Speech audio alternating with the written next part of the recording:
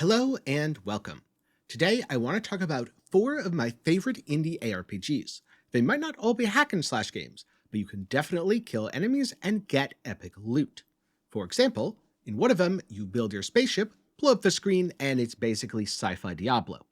In another, you're going to be spending a lot of time fighting massive, epic bosses, which of course explode into loot when you kill them. And if you like crafting, I've got a game for you as well. Lock the affix you want, reroll everything else, corrupt a relic when you're done, and hope you hit something good.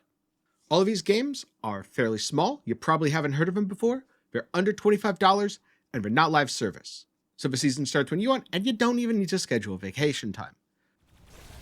And so first up, Reality Break. Now don't let the neon sci-fi aesthetic fool you. This is absolutely an ARPG at heart, and like I said, it's Diablo in space.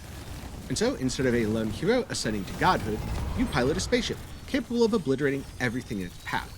There are plenty of fun builds, and some genuinely deep crafting. Now this isn't a crafting game, but there is also crafting.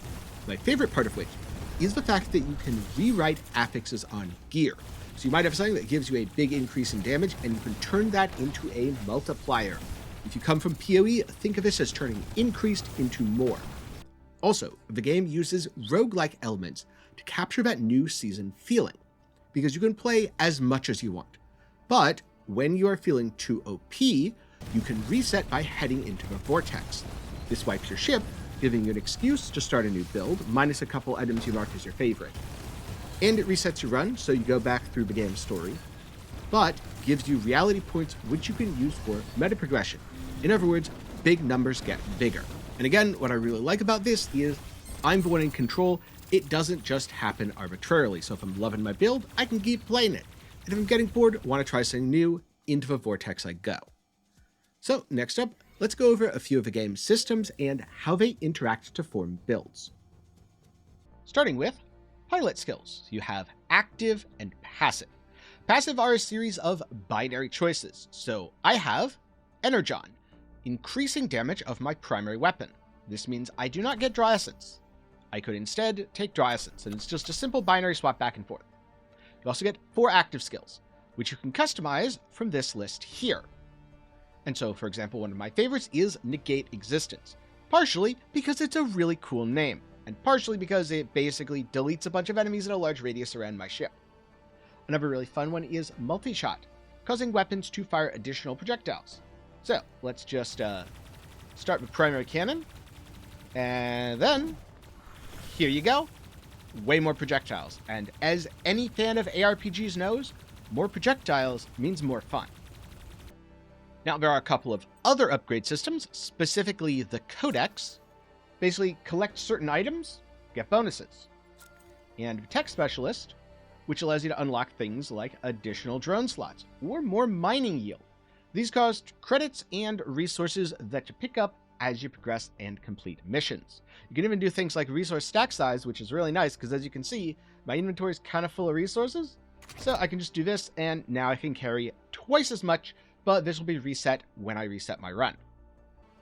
But my favorite system in Reality Break is the rewrite system. The whole, you're rewriting reality to change things, because this applies to a lot of your items. So for example, this Salvaged Quantum Heart. It is an epic item that provides a whole bunch of bonuses, but it requires the capital ship class. And at least right now, the only playable type is fighter. So I can rewrite the size class property, and all of a sudden I can equip it to my fighter. Now, another really cool option, one that is somewhat game breaking, which is why it's been nerfed since the game released, is the affix rewrite. So right now, this item gives plus 161 barrier, but I can rewrite the barrier property from a plus to a multiplier. So now, when I equip this, it gives whatever barrier I have on my ship times 1.17. The reason I say this was super OP and got changed is, as you'll notice, this is 241.6 times the barrier. Yeah, there was a time when it was just the actual number, but multiplicative. Now, it does get nerfed a little bit, which is probably a lot more balanced. But hey, OP is fun, and I like having about 10 billion damage. You can also change unique mod types. So instead of giving haste, I could gain engine thrust. There are a lot of cool things that you can do with the rewrite system. And it also feeds into the crafting system, where basically you can dismantle items, spending some resources, to put their coolest parts on something else. So I might dismantle this reactor in hopes of getting that barrier mod, and I didn't get it. I got energy on hit. But sometimes you'll get lucky, and you'll be able to take those super OP multiplicative mods and then put them on other items. In terms of gameplay, starts with a story mode, but after that, you go into the end game, which is more or less greater rifts. So right now I have 5 different effects in my mission flow. This means I gain increased energy on hit, crit chance, crit damage, loot quality, so more epic, rare, etc., and more credits. If I want to select a mission, I can either warp to the mission to apply all of my current stuff, or I can rewrite the mission to increase the difficulty. Obviously, the higher the difficulty, the more dangerous it gets. And there's a few different mission types. This one is an intercept mission, so I have to find an enemy vessel and interdict it. And by that I mean blow it into little pieces. After you go through enough missions, you will then gain a bonus, i.e. radiance, based on the cumulative challenge level. So the harder the challenge, the better the rewards. Also, sometimes there are fate storms. Basically, a whole bunch of ships warp in, and you gotta blow them up before they blow you up, which is a really fun system, and kind of reminds me of Helltide in Diablo 4. And so that about covers the systems you interact with in your run. But there are 2 other systems that you interact with between runs, because eventually your run's going to come to an end, and you'll want to enter into a new cycle. This is where you begin interacting with the reality stream. Think of it as meta progression like a roguelike. Sometimes unlocking new features, such as being able to better rewrite items, other times just giving you cool bonuses. And as you progress, you get deeper and deeper and deeper into the reality stream, where you interact with the Ascension system. This is something that was actually added in a patch post-release. Higher levels of Ascension mean, yes, you guessed it, even more bonuses. And as you can see, this resets a lot of your progress. So it's meta progression for your meta progression. Of course, you can use certain things like the favorite system to carry some of your items over and give yourself a head start after each reset. And much like the reality stream, the Ascension system also has Ascended Form points, which let you do things like gain even more bonuses, starting reality points upon resetting your profile, or special upgrades that get preserved. Basically, it makes meta progression easier so you can carry those bonuses forwards, and there's some other fun stuff to unlock, but I haven't interacted too much with the system because it is brand new, at least for me. And so combine all this with a few epic or maybe even ultimate items, and you're going to have a ship that's firing salvos of missiles, blasting enemies with lasers, or in rare cases, literally nuking them. This does a great job of scratching that looter/Diablo itch. Reality Break is available for PC on both Steam and Good Old Games at a base price of $25. Since the game has 600 reviews, this is very much in the Hidden Gems category, and it has a ship-type DLC coming up. So yes, you might be able to pilot a big old frigate and use some of those larger equipment pieces. If you want to see more of my thoughts on Reality Break, I do have a review up on the channel. Just keep in mind it's from the game's initial release, so quite a few things have changed since then. Next up is Hellclock, which if I had to pick a single favorite from the list, it's this. Yes, this is another roguelike ARPG. But hear me out, because this is an exile-like. So, you start pretty weak. You begin by playing through the campaign. Then, you start to get some relics. These transform your skills, letting you do cool things like taking your shotgun skill and giving it to your minions. Or taking your Quill's skill and letting it cause explosions, because explosions are a fun core part of ARPGs. Oh, did I mention there is spin to win? Because of course, as an exile-like, there has to be spin to win. In addition to plenty of builds, there's also a deep crafting system, because you drop relics and you get tools which you can use to customize their affixes. This includes things you might know from Path of Exile, like locking an affix, so you can roll the rest more easily, re-rolling an affix, or corrupting your item. Maybe you get a corrupted implicit, maybe you reroll that resistance you really need into something that's not useful for your build. Combine all of this with dedicated endgame modes and a pretty hard-hitting story, and you can probably see why Hellclock is near the top of my list. All of which is before the upcoming Curse War DLC, which is going to expand on the story, add new skills, therefore new builds, and so much more. So now let's take a deeper dive into the skills and systems of Hellclock. So now let's go over some systems. Within a run, you have blessings. If you've played Hades or pretty much any other roguelike, these are largely the same, though there is a small caveat, which is you get a limit for each blessing's rarity per skill. In other words, you can only have one epic blessing, 2 rare blessings, so on and so forth. This means you do have to be a little bit careful with your choices rather than simply fishing for the highest rarity. There are also blessings of foundation, which are more for your character rather than a specific skill, and these progress in a linear manner. Now, in addition, there's a couple of simple systems and a couple of complex ones. In the simple category, you've got gear. It has stats on it, so something like life, this increases your health. I don't know what you're expecting. There's also resistances, mana, speed, crit chance, base damage. Yeah, most of these are self-explanatory. You also have the Great Bell, which similarly is a skill tree that expands as you allocate points, but it's a bunch of percentile gains, including things like resources, so it's fairly straightforward, and it does unlock a couple of mechanics like red portals, which allows you to skip floors, getting to the meat of your run, i.e. killing the boss, a little bit faster. And then last up for the simple systems, you've got skills. You can allocate ranks. This generally is something you should do as it increases a bunch of numerical properties like the damage your skill does. But where things get a lot more interesting are the complex systems, like the constellation map. And if you're thinking this looks a lot like Grim Dawn, yes it does. If you've played that game, it functions very similarly. So you get constellation points by cleansing shrines. Your devotion determines which constellations you can allocate. So Expeditus here increases physical damage, and also plague damage. And it also has a fun bonus of generating agility orbs, which if you're thinking, that sounds like a frenzy charge from Path of Exile. Yeah, kind of same vibe. It increases your speed, thus increases both your damage and your ability to traverse the map. Think of this as discipline, so crit and projectile stuff.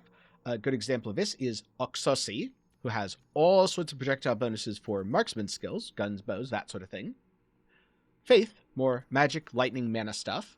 Also summoning. You've got stuff like Saint Hedwig, which gives you a bonus based on how many summons you have active. And Fury, which is life, fire, and melee things. Oh, also Ignite. And then in between the main branches, you have additional effects. This can be something like Between Life and Death, where if you take elemental damage, it increases physical resistance. Very helpful if you don't quite have resistance cap. But I've sort of been saving the best for last here, because as you complete runs, you also get relics. Now some of them are relatively straightforward. I know, this is a lot of stats, but it's actually fairly simple. It has an implicit, which in this case is the skill projectile amount. Then it has a series of stats divided up into prefixes and suffixes, which if you're thinking, hey, this sounds kind of like Path of Exile. Yes, it is kind of like Path of Exile. And you also have crafting materials, which you can use to interact with it, kind of like Path of Exile. There's even corruptions, such as plus skill levels. There are also unique relics. These, instead of simply granting you some stats, have transformative effects. So Call of the Guard here, instead of the guards going into a frenzy, when I use it, their amount doubles. Which is really good because I'm not actually a minion build. I'm just using minions for the Bloody Doll bonus to gain 9% multiplicative damage per active summon. So doubling it, well hey, I just doubled my damage bonus. Some of these are generic, some of these are specific to a skill. Feathered Dagger, for example, allows Veil of Quills to pierce enemies, making its damage far more efficient when clearing. And Mark of a Vulture causes it to build up stacks on enemies, which then cause them to explode. And explosions are always fun. And so a lot of your power comes from relics. You're going to need to know how to craft them. If you want more details, I do have a crafting guide. You can check that out later. But for now, let's do the quick and dirty. I have something like a Grand Relic of Strength. I've got Fizz damage, Fizz res, mana regen. Let's say I like the Fizz damage on that, but I don't necessarily like the suffixes. Well, the first thing to do would be to use a tool of locksmithing. This locks one random modifier, and I simply repeat this until I lock the fizz damage. Okay, now I would use a tool of tinkering. Think of this sort of like a chaos orb in that it rerolls affixes, but it only rerolls one affix. So I reroll this until I get what I want. Maybe I'm looking for life. Maybe I'm looking for max conviction. Let's say I want max conviction and plague res. Then I could turn the item from normal to magic. That uses a tool of enhancement. I've gained some more affixes, and now let's just pretend I like all of those.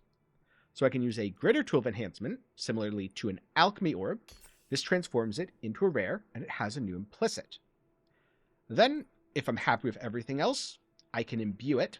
Think of this a little bit like Eldritch currencies in Path of Exile. It gives the item a completely new implicit from a pool that depends on if you use Fury, Faith, or Discipline, and the relic type it's used on.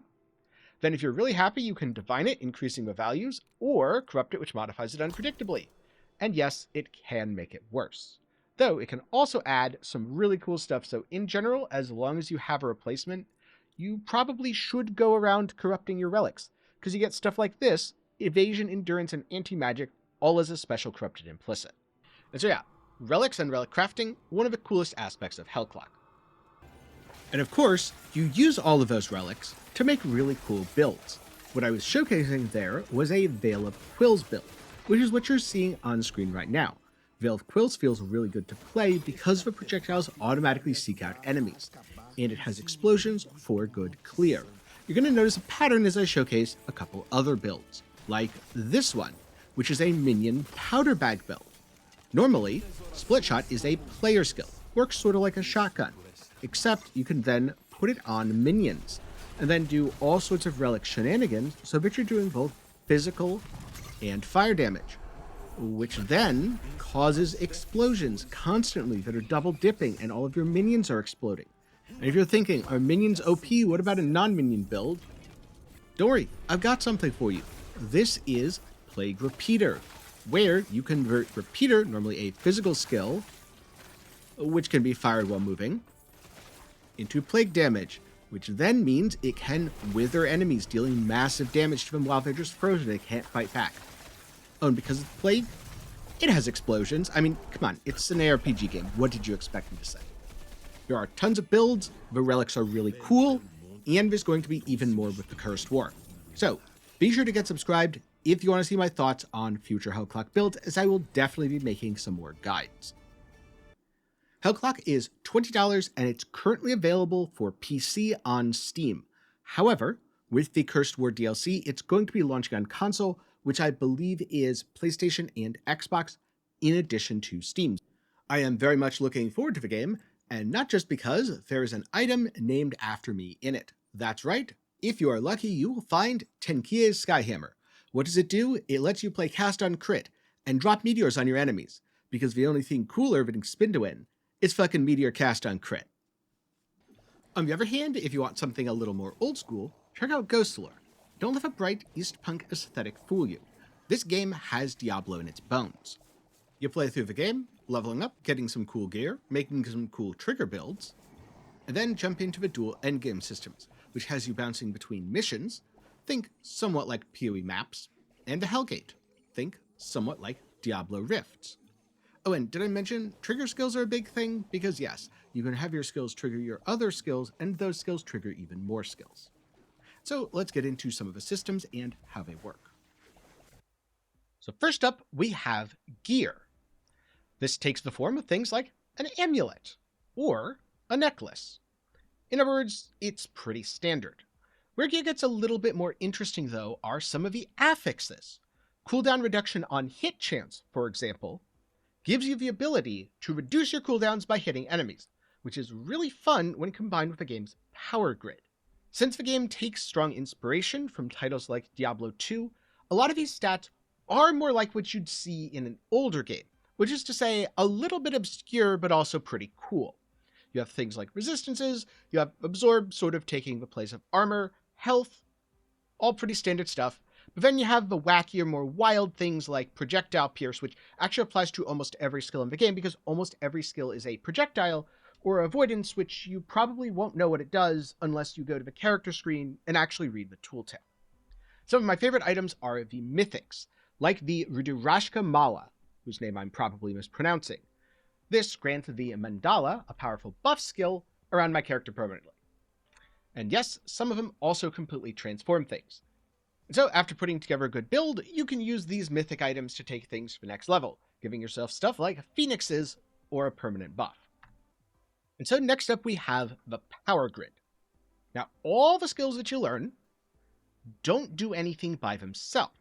Instead, you need to add them to your power grid and then align different modifiers. So Battle Roar, for example, is a buff skill. Therefore, I've aligned it with buff strength. Alternatively, Blood Magic is a projectile skill that, when I use it, fires little blood shards at enemies. Therefore, I've aligned it to damage buffs. Things like increased skill multiplier. One of my favorite things about the power grid, though, are these trigger skills. Things like trigger on kill or trigger on basic attack. So instead of having to use all of these skills manually, I don't have to, piano 1, 3, 4, 5. Instead, I just attack, and the skills trigger automatically because I have linked them to trigger on basic attack. You can see very easily what a skill is linked to, just hover over it, anything highlighted in green, and there's all sorts of fun buffs you get as a result. Linking stuff is very much a core part of the Ghostlore experience, because you also have the glyph grid that slowly expands as you level your character.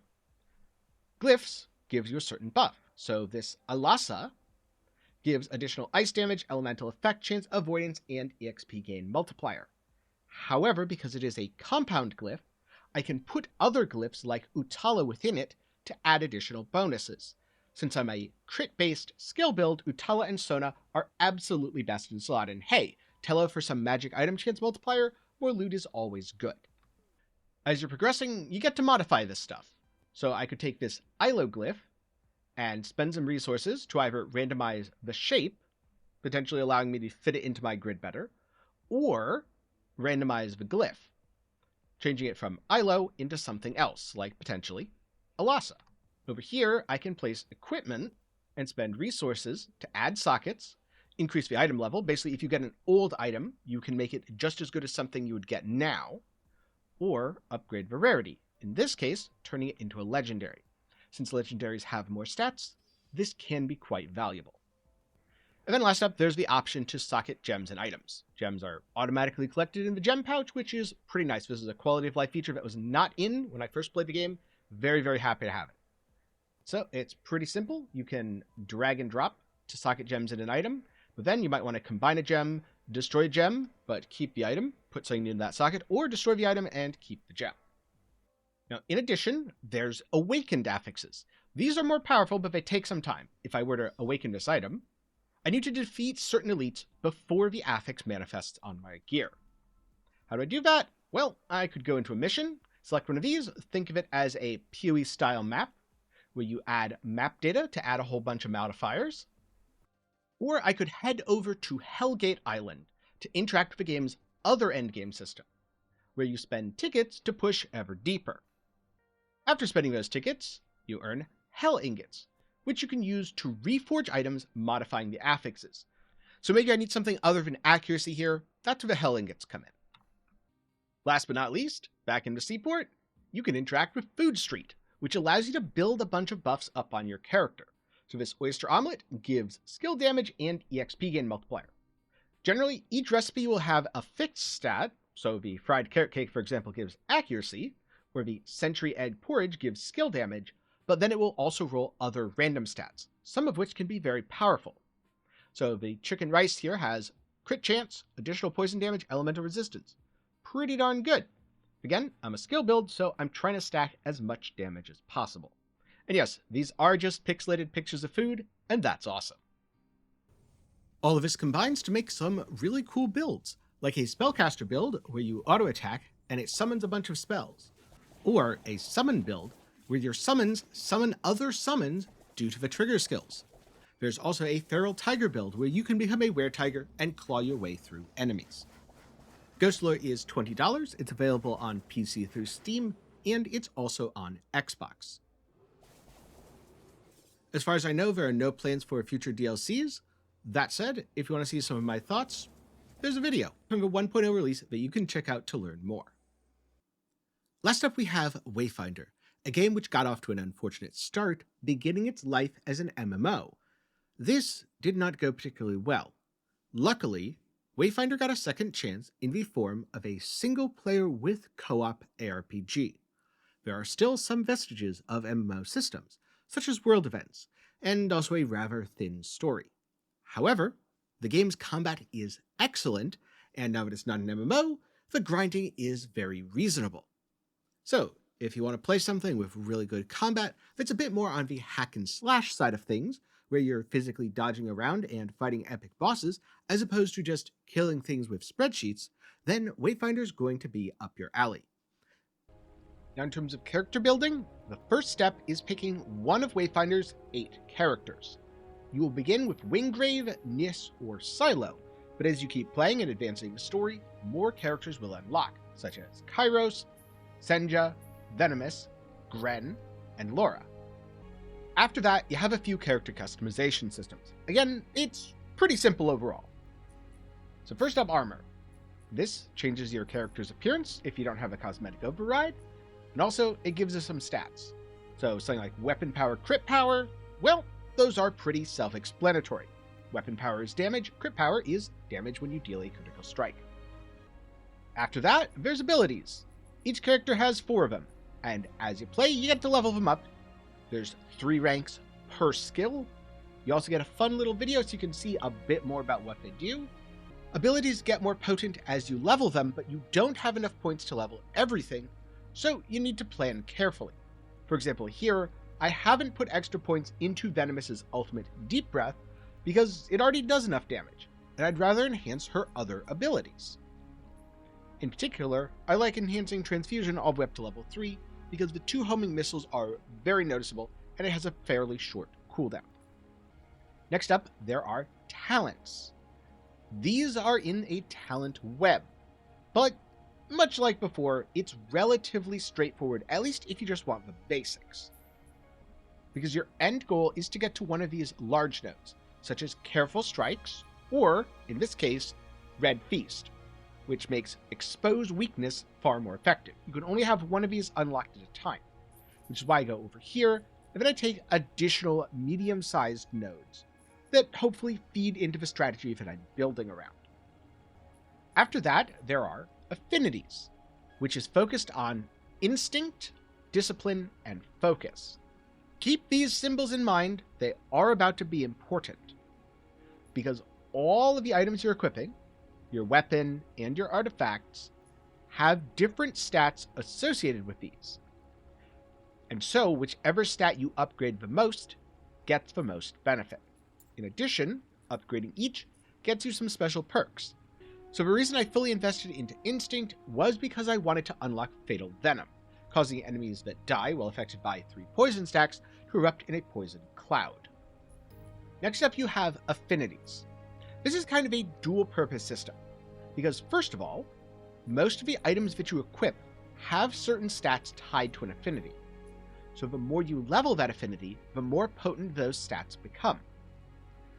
The second effect are the perks which you unlock by putting a certain number of points into the affinity. There's Instinct, Discipline, and Focus. In this case, I'm an Instinct build because I want Fatal Venom. So, Instinct gear is going to be a bit more effective for me. I have the next highest number of points in Discipline, because most of the things I have equipped happen to have pretty good stats in their Discipline slot. And so that would be Accessories, where they have, of course, different slots for echoes. I'll get to those in a second, and different stats based on your affinities. In addition, they have sets, and you can combine sets to get set bonuses, but that's more of a late game thing, and I didn't end up fully building out Venomous, so I don't have the sets. Also, your weapon. Same thing.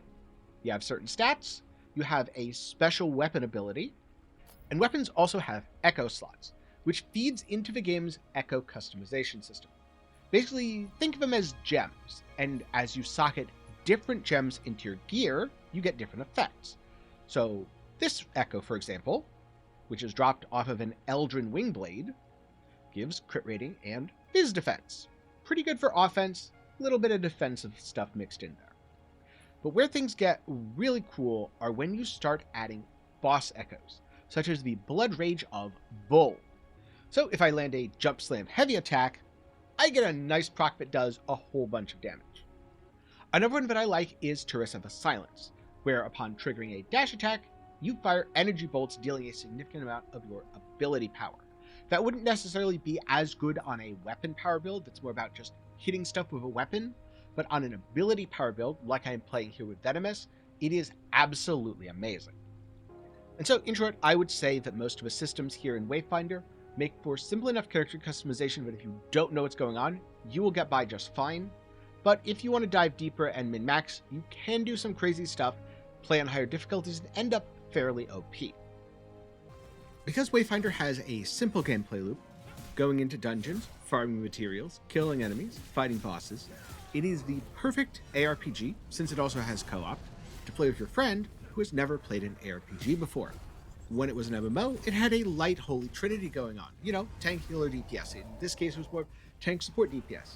Either way, a lot of characters, they still have tank abilities. Windgrave can taunt enemies. There are still DPS characters. They're a bit more of a glass cannon. And of course, support abilities, shields, and heals.